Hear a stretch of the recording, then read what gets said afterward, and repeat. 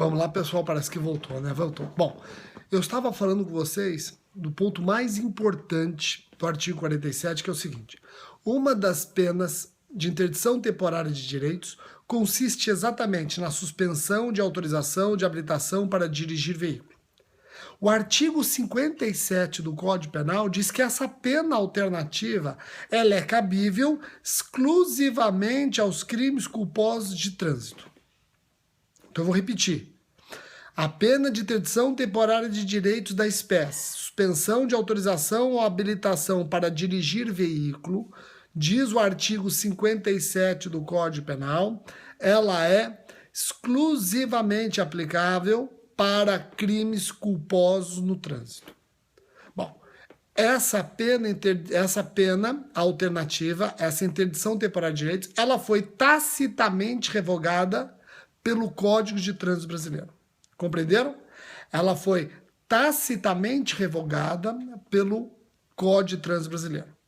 Então, artigo 47, inciso 3, complementado pelo artigo 57 do Código Penal, foi tacitamente revogado pelo Código de Trânsito Brasileiro. Compreendeu isso? Joia. Agora, o que cai em concurso? Preste atenção que cai em concurso. O seu examinador vai perguntar a diferença da interdição temporária de direitos, suspensão de autorização, habilitação para dirigir veículo, que está prevista lá no Código de Trânsito Brasileiro, e o efeito da condenação, inabilitação para dirigir veículo automotor. Qual a diferença? Nós não podemos confundir a pena alternativa suspensão de autorização, habilitação para dirigir veículo, isso é pena, o juiz aplica na sentença substituindo o privativo de liberdade, ou no caso do Código de Trânsito, cumulando com privativo de liberdade. Não se confunde com o artigo 92, inciso 3, que não é pena, é efeito extrapenal da condenação. Então eu vou repetir, é o ponto mais importante. Você não pode confundir a pena alternativa de suspensão, de obter a autorização, habilitação para dirigir veículo automotor, com o efeito extrapenal específico da condenação previsto no artigo 92, inciso 3.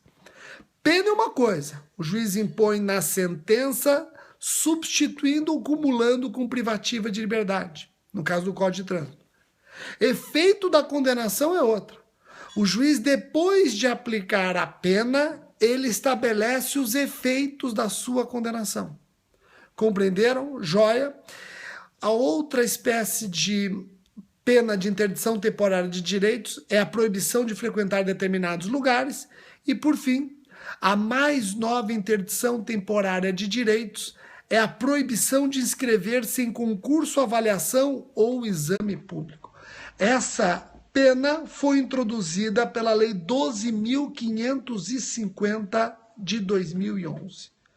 A última pena de interdição temporária de direitos, proibição de inscrever-se em concurso, avaliação e exame público, foi introduzida pela Lei 12.550 de 2011. Agora, para a gente encerrar o vídeo, preste atenção no seguinte. Rogério, você falou de 5 espécies de penas de interdição temporária de direitos. Como é que o juiz escolhe uma ou outra? Pessoal, é imprescindível a pertinência. O juiz tem que observar a pertinência da pena restritiva de direitos e o crime praticado. Repito, o juiz tem que reparar, analisar, concluir qual é a espécie mais adequada ao crime criminoso. Essa pena aqui, ó, de proibição de inscrever-se em concurso, avaliação e exame público, ela, em princípio, deve ser aplicada para pessoas que tentaram fraudar certames de interesse público, certo? Mas não só. Eu acho que é conveniente, é oportuno, interessante o juiz também aplicar a pena de proibição de inscrever-se em concurso, avaliação e exame público para o estelionatário, por exemplo. Para um estelionatário. Então o juiz, quando você for escolher a pena restritiva de direitos, tem que observar a pertinência. Crime, criminoso. Compreenderam isso? Então agora, essas foram as dicas que eu tinha para dar hoje. Deixa eu aproveitar aqueles que ainda estão assistindo o vídeo e perguntar o seguinte. Olha só. Na terça-feira passada, nós tiramos 1h da noite para ficar comentando sobre o método de estudo. Estão lembrados? Não? Estão lembrados? Pois é. Hoje eu estou querendo voltar.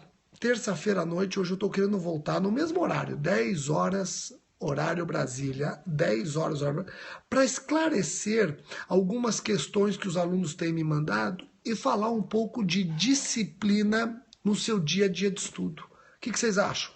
Quem vai estar presente hoje, 10 horas da noite, para a gente tirar dúvidas. Eu reuni várias perguntas que vocês me fizeram a respeito do método de estudo. Devo utilizar uma matéria só por dia? Devo esgotar uma matéria? Devo estudar mais de uma matéria por semana? Etc. Estou com tudo isso e falar um pouco de disciplina no dia a dia de estudo. O que vocês acham? Vamos lá? Então, 10 horas da noite hoje, eu vou fazer de tudo para cumprir esse compromisso que eu estou assumindo. 10 horas da noite hoje eu venho responder as várias perguntas que vocês têm me feito e também falar um pouco de disciplina nos estudos.